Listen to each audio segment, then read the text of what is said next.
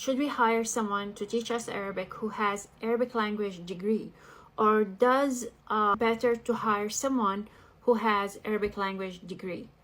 My response is not necessary, and it does not really matter.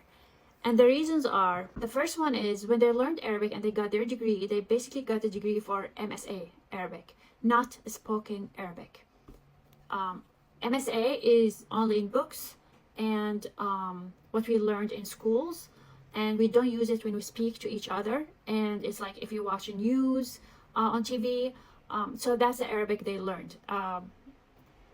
That's the Arabic they learned, and that's MSA, which we do not use when we speak to each other. So that's number one. Now another reason is the words are different, the vocabularies are different.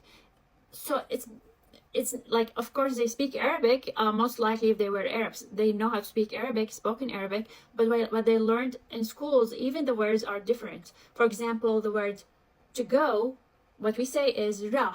In MSA it's dhahab. Different words.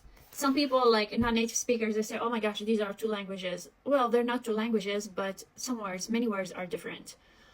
The grammar is different. For example, present tense in spoken Arabic is different than present tense in MSA. Another one is, in MSA, they have details that we don't really care or use when we speak to each other. For example, in MSA, if you want to use the word dhahab, which means to go, as past tense, you would say dhahaba. So you want to, like, movements in MSA are very important. The short vowels are very important in the end of the word, which most of the time we don't really use when we speak to each other. So these details, like extra work that we don't really do or care about when we talk to each other in spoken Arabic.